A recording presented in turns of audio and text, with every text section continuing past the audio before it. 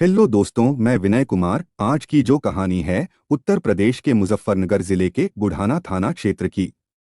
तो बात है 23 जनवरी 2025 को बुढ़ाना थाना में एक वृद्ध व्यक्ति जो कांप रहा होता है, हलक सूख रहे होते हैं और वो थाने में पहुंचता है। पुलिस वाले देखकर उससे पूछते हैं कि आखिर आपको क्या हुआ है और आप इतना ज्यादा कांप क्यों रहे हैं। वह व्यक्ति अपनी रिपोर्ट लिखवाने के लिए पहुंचा हुआ होता है। वह कहता है कि कुछ दिन से उसकी बेटी गायब है। अब पुलिस वाले पूछते हैं कि आखिर गायब कैसे हुई और अभी तक आप क्या कर रहे थे और फिर कितने दिन हुए हैं, कितने घंटे हुए हैं या फिर किस तारीख से वह रिपोर्ट लिखवाने की कोशिश करता है। पहले पुलिस वाले थोड़ी टाल मटोल करते हैं रिपोर्ट लिखने से और उसके बाद जब पता चलता है उन्हें तो वह भी चौंक जाते हैं। फिलहाल उन्हें रिपोर्ट दर्ज करनी होती है। रिपोर्ट में वह व्यक्ति बताता है कि उसकी बेटी को उसका दामाद, जिसका नाम आशीष है, वह कुछ दिनों पहले ही अपने दो दोस्तों के साथ लेकर घर से गया था और अभी तक उसकी बेटी वापस नहीं लौटी है और उसे शक है कि कहीं उसकी बेटी के साथ कुछ हो तो नहीं गया। इसके बाद पुलिस वाले सबसे पहले उसके दामाद की तलाशी करते हैं, क्योंकि शुरुआती शक उसी पर होता है। जब आशीष को गिरफ्तार किया जाता है तो वह भी रोने लगता है। वह भी कहता है कि उसकी साली से अच्छे संबंध थे और वह अपनी साली को खुद भी ढूंढ रहा है। तो ऐसे में वह अपनी साली के साथ ऐसा कुछ क्यों करेगा कि जिससे वह मिले ना। पुलिस वाले शुरू में सोचते हैं कि ठीक कह रहा है, आखिर ये ऐसा क्यों करेगा। उसके बाद अब घटना में नया नया मोड़ आना शुरू हो जाता है। दरअसल कुछ दिन बाद एक युवक को लेकर जो बुढ़ाना थाना क्षेत्र की पुलिस है वह पहुंचती है। एक नूना नहर है इसी के पास और यहाँ पर खूब झाड़ियां हैं बांस की। यहाँ पर एक शव मिलता है। जिस शव को बरामद किया जाता है वह एक तो जल चुका, एकदम बिल्कुल जला हुआ। उसकी खोपड़ी अलग है, उसके अंडरगारमेंट्स भी दूर दूर फैले हुए हैं और इसके अलावा जो है वहां पर कुछ कांडम जैसी पैकेट्स मिले थे। इसके अलावा कुछ और चीजें निरोध की डब्बा मिलती है। फिर जो पुलिस है वो सन्न हो जाती है कि आखिर ये किसकी लाश है, क्योंकि मामला अभी तक एक लड़की के बारे में खोजा जा रहा था जिसकी उम्र 21 साल है। अब अंडरगारमेंट चेक किया जाता है, उन्हें उठाकर देखती है पुलिस और ले जाती है। फौरन से वहां मौजूद चीजों को जमा कराए जाते हैं। उन शव को भी उन सारी चीजों को तो पता चलता है कि अंडरगारमेंट्स किसी लड़की के हैं। अब पुलिस के लिए बड़ा सवाल यह है कि क्या जो 3 से 4 दिन पहले रिपोर्ट आई थी 21 साल की लड़की है वह गायब है। क्या यह वही तो नहीं। फिर पता चलता है कि हाँ, यह वही लड़की है जो कुछ दिन पहले लापता हो गई थी। अब चूंकि जीजा गिरफ्तार है, इसके बाद पुलिस वाले जब जीजा से कड़ाई से पूछताछ करते हैं तो वह कहता है कि उसका तो अपनी साली के साथ प्रेम संबंध था और वह ऐसा क्यों करेगा। अब पुलिस के लिए एक और नया मामला है कि जीजा और साली में प्रेम संबंध था। आशीष बताता है कि 4 साल पहले उसकी जो शादी है वह बुढ़ाना थाना क्षेत्र में ही हुई थी, एक गांव में, और वह अपनी बीवी को बहुत पसंद करता है। लेकिन कुछ साल पहले उसकी दोस्ती उसकी साली से भी हो जाती है, यानी एक जीजा साली का पवित्र संबंध होता है जिसमें हंसी मजाक सब कुछ चलता है। लेकिन कहते हैं कि कुछ चीजें हवस में बहुत खराब हो जाती है, बद से बदतर हो जाती है और यही कहानी यहाँ पर होती है। जीजा अपनी साली से बातचीत करते करते उसको प्यार हो जाता है और साली को भी प्रेम हो जाता है। इन दोनों के बीच अवैध संबंध स्थापित हो जाते हैं। इसके बाद डेली मिलना, घूमना फिरना और उसके बाद एक रिलेशनशिप में आना। पत्नी के अलावा अपनी साली के साथ इस तरीके से संबंध बनाने के बाद आशीष के लिए मुश्किल हो चुकी थी। अब वो घुट घुट कर जिंदगी जीने लगा था, क्योंकि साली लगातार कुछ वीडियो और फोटोज रिकॉर्ड करती रहती थी और उस वक्त आशीष उतना ध्यान नहीं देता था। कुछ साल बीतने के बाद, यानी कि इस मौत से ठीक 1 साल से 1.5 साल पहले, जो साली है वो अपने जीजा को धमकियां देना शुरू कर दी थी कि उसे पैसे दे, उसे उसकी हर तमन्ना पूरी करे, वरना जो उसने प्राइवेट फोटोज और वीडियोस बना रखे हैं अवैध संबंध बनाने के दौरान वो सब कुछ वो शेयर कर देगी और फिर जीजा और उसकी पत्नी के साथ उसके रिलेशन खराब हो जाएं।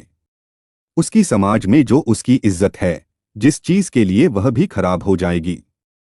क्योंकि आशीष एक बैंक में काम करता था, तो उसने अब इस चीज के लिए प्लानिंग शुरू कर दी। उसे डर लग रहा था कि उसका परिवार टूट जाएगा, लेकिन कहते हैं कि जब कोई गलत काम आप करते हैं, उससे पहले आपको डरना चाहिए, वह काम करने के बाद डरने की जरूरत नहीं है।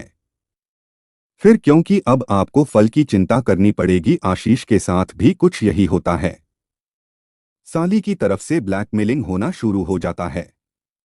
अब पुलिस वाले पूछते हैं कि आगे आखिर क्या कुछ हुआ, क्या तुमने इस हत्याकांड को कैसे अंजाम दिया, क्योंकि कहा जा रहा है कि तुम किसी दो युवक को भी लेकर आए थे जब अपनी साली को उसके घर से लेकर जा रहे थे। जब कड़ाई से पूछताछ होती है तो आशीष सब कुछ कबूल करने लगता है। वह कहता है हाँ, हत्याकांड को उसने अंजाम दिया है।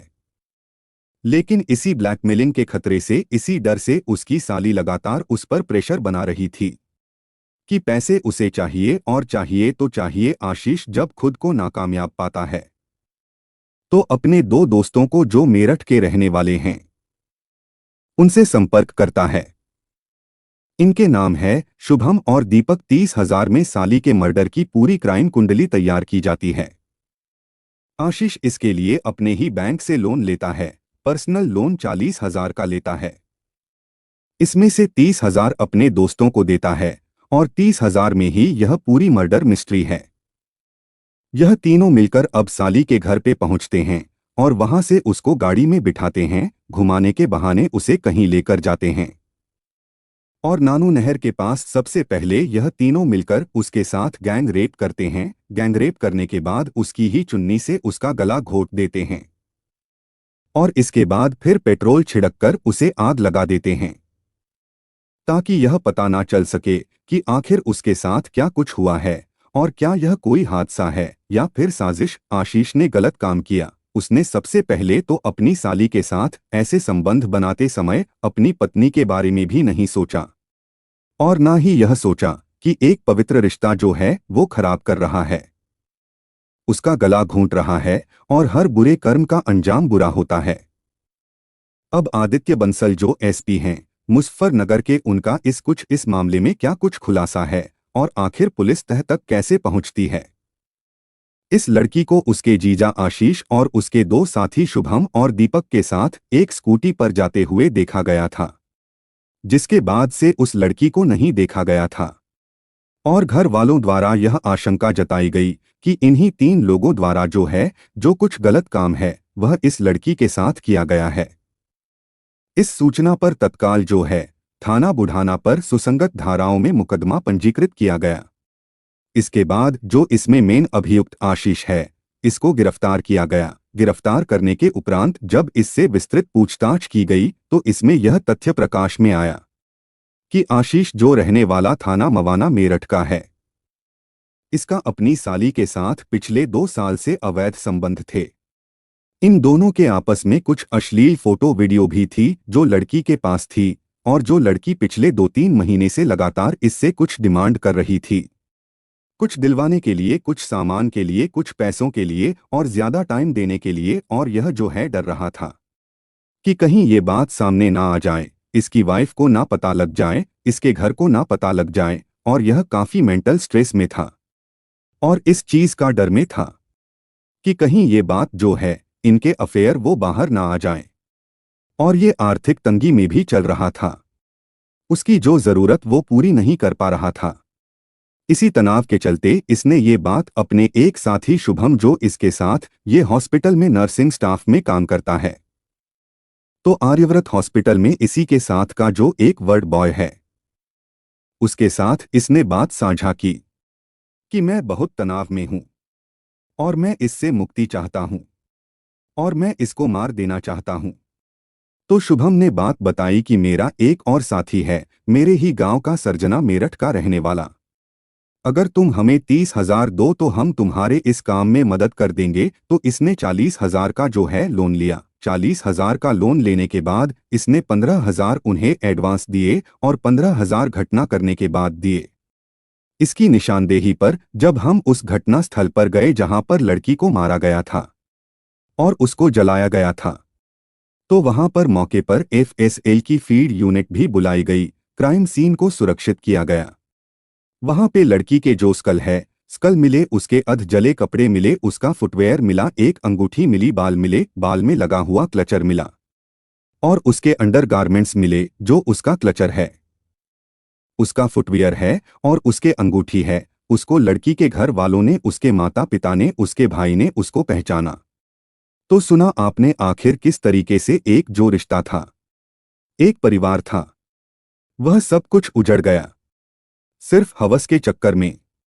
और अब आशीष को ताउम्र इस बात के लिए पछतावा होगा, यहां तक कि उसकी पत्नी भी अब इसी बात से परेशान रहेगी कि आखिर उसकी छोटी बहन ने ऐसा क्यों किया। जो आशीष के ससुर है, उनके लिए भी अब ये जो उम्र बची हुई है वो काटना मुश्किल हो सकता है। फिलहाल आज की क्राइम स्टोरी यहीं पर समाप्त होती है। कमेंट बॉक्स में अपना राय जरूर दें। यह कहानी हमें कई गहरी सीख देती है। रिश्तों में पवित्रता बनाए रखना बहुत जरूरी है, क्योंकि जब हम अपनी इच्छाओं और गलत फैसलों के वश में आ जाते हैं तो उसका अंजाम भयावह हो सकता है।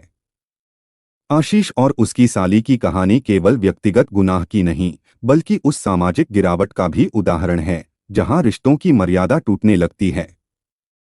गलत काम चाहे किसी भी कारण से किया जाए, अंत में उसका परिणाम बहुत बुरा ही होता है। एक गलत फैसला न केवल आपकी जिंदगी को बर्बाद कर सकता है, बल्कि उन लोगों को भी दर्द दे सकता है जो आपसे जुड़े होते हैं। इसलिए जरूरी है कि हम सही और गलत के फर्क को समझें और अपने रिश्तों की गरिमा बनाए रखें।